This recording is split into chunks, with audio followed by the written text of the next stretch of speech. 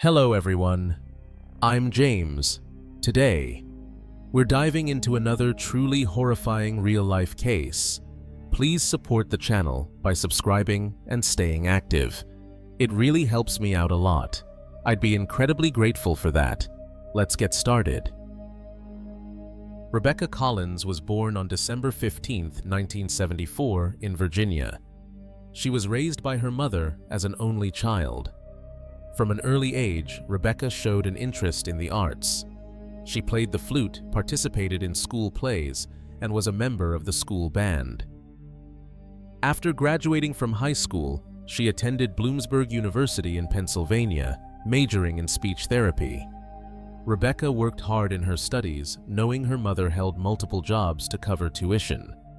She maintained excellent grades and eventually earned a scholarship that covered her graduate program entirely. During college, Rebecca met Brandon Walker. After graduation, they got married.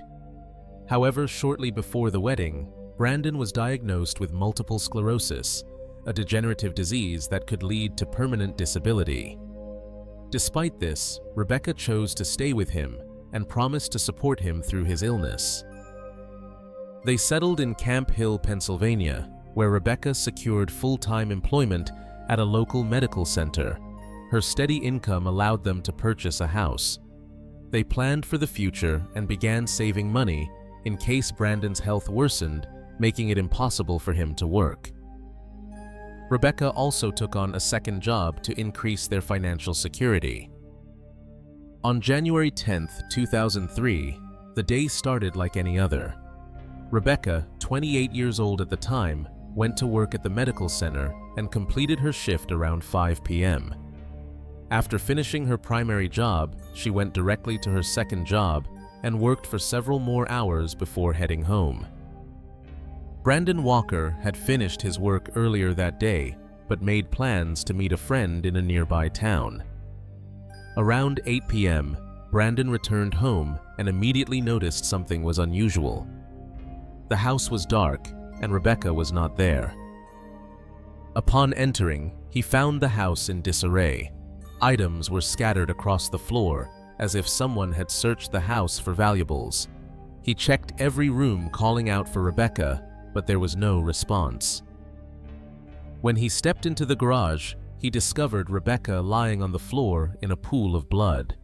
A strand of Christmas lights had been tightly wrapped around her neck. Brandon immediately called 911, but by the time paramedics arrived, Rebecca had already passed away. Police secured the scene and launched a full investigation. The police began processing the crime scene immediately. There were no signs of forced entry, no obvious murder weapon, and no clear evidence pointing to a suspect. Forensic teams collected every fingerprint available and sent them to the lab for analysis, hoping for a breakthrough. Investigators discovered that some cash and a few valuables were missing, including a gold diamond ring. However, the level of violence involved in the crime raised doubts that this was simply a burglary gone wrong. The medical examiner conducted the autopsy and revealed that Rebecca had been stabbed 27 times. Although the killer attempted to strangle her, that method had failed, and the stab wounds were determined to be the cause of death. There were no signs of sexual assault. One window in the house had been left unlocked, and initially detectives believed this could have been the point of entry. But given the brutality of the attack, investigators suspected a more personal motive. Attention quickly turned to Brandon Walker. Friends and family informed police that the couple had been experiencing marital difficulties, mostly related to Brandon's illness and the couple's financial planning. Rebecca had insisted on saving money for the future, preparing for the possibility that Brandon might no longer be able to work. Brandon, however, preferred to avoid thinking about such outcomes. These disagreements caused frequent arguments, which detectives noted as a potential motive. Despite the suspicion, detectives quickly verified Brandon Walker's alibi. The medical examiner estimated Rebecca's time of death at around 7:30 p.m. At that exact time, Brandon was confirmed to be in a nearby town meeting a friend at a cafe. Several customers and employees confirmed his presence, and surveillance footage supported this timeline. The distance between the cafe and the Walker residence was approximately an hour's drive, making it impossible for Brandon to have committed the crime and returned in time. Additionally, investigators questioned whether Brandon, given his early-stage multiple sclerosis, had the physical capability to carry out such a violent attack. With Brandon ruled out, police began exploring other possible suspects. However, the lack of evidence complicated the investigation. No usable fingerprints, no DNA, and no significant leads emerged. Investigators began focusing on people close to Rebecca, still convinced that the motive behind the murder was personal. They spoke to her friends and colleagues, but no one could think of anyone who had a reason to harm her. By all accounts, Rebecca had no enemies and had spent recent years focused entirely on her family. As weeks passed without progress, detectives reconsidered Brandon Walker as a potential suspect.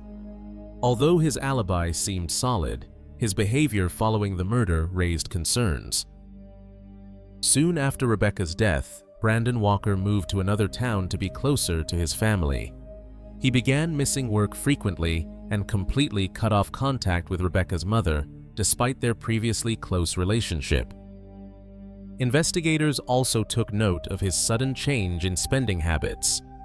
Brandon purchased a new television, an Xbox console, expensive furniture, and other luxury items. When questioned about these purchases, he casually responded that grieving can get expensive. He also mentioned that he was expecting to receive insurance payouts, one for the stolen jewelry and another from Rebecca's life insurance policy. In the meantime, he had admitted to using the couple's savings to cover his spending. Although Brandon's alibi remained intact, these behaviors raised further suspicions. Detectives decided to investigate his workplace. Brandon worked in the IT department of an insurance company. A female coworker informed them that Brandon had frequently complained about his marriage. According to her, Brandon often said that Rebecca was overly controlling, particularly when it came to money, and that she closely monitored all their expenses. The coworker also revealed that Brandon had told colleagues he was planning to file for divorce. However, just a few weeks before Rebecca's death, he suddenly changed his mind and claimed that everything in his marriage was fine.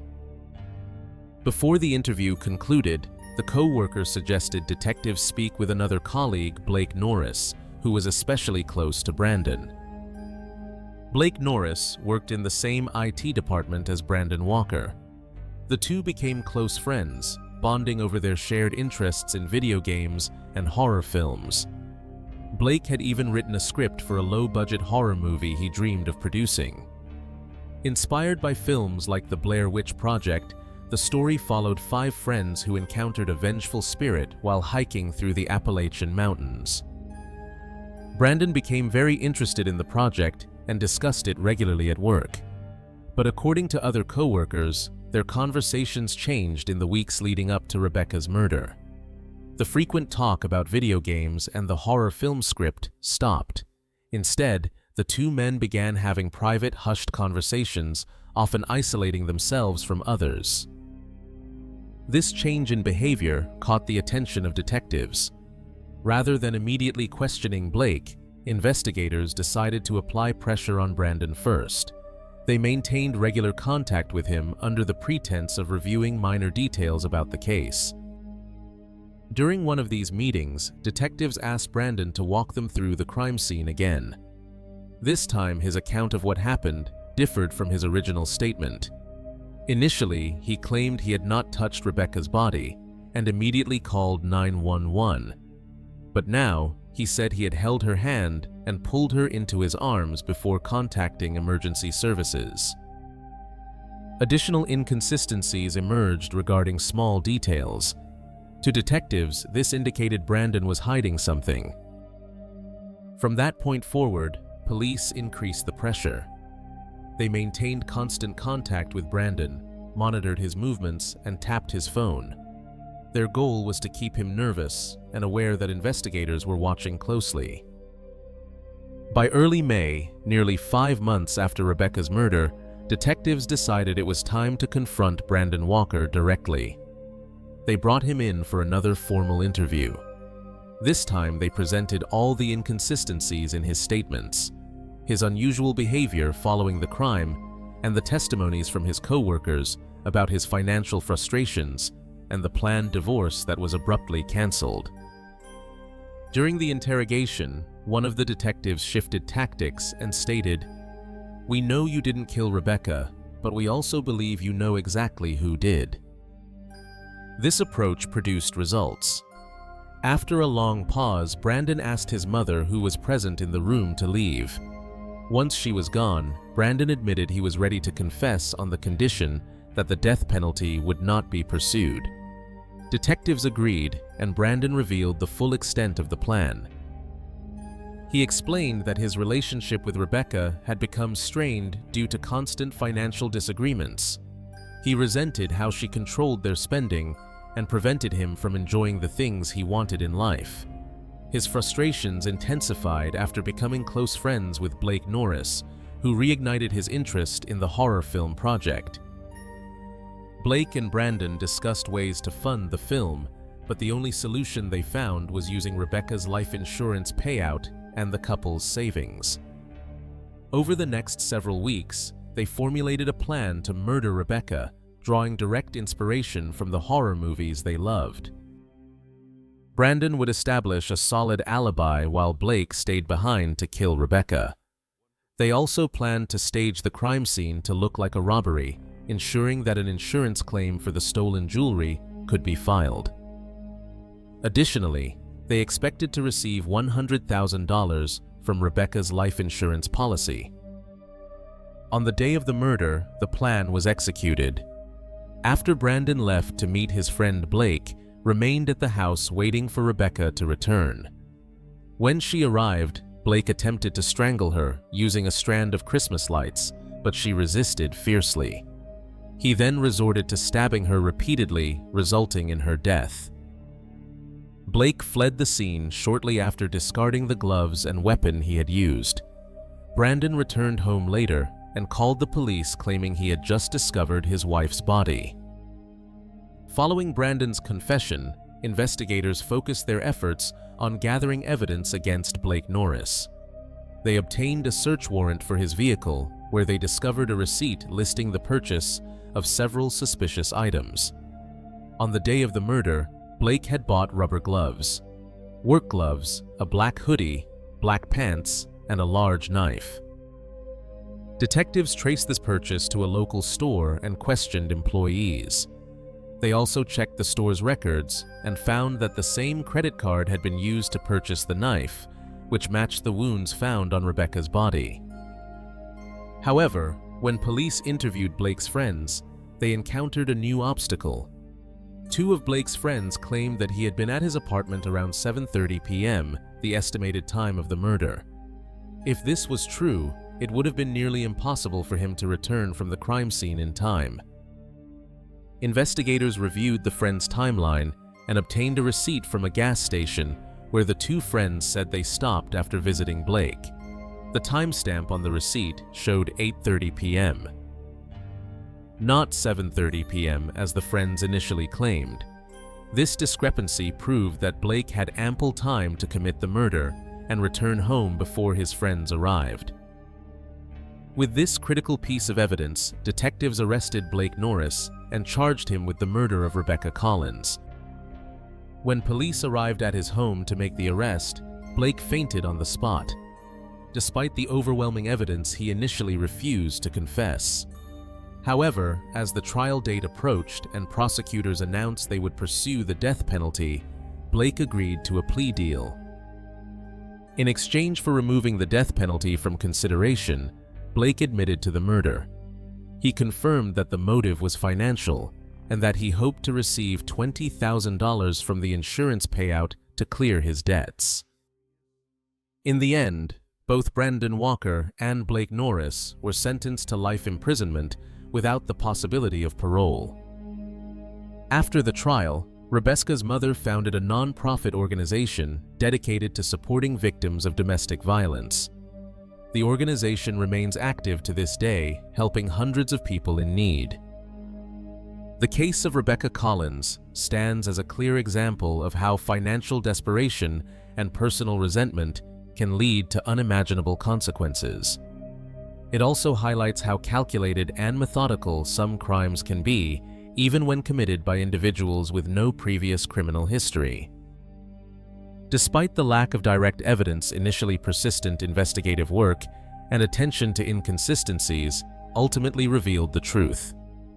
The case serves as a reminder that justice sometimes depends on patience, careful observation, and the willingness to follow every lead, no matter how small.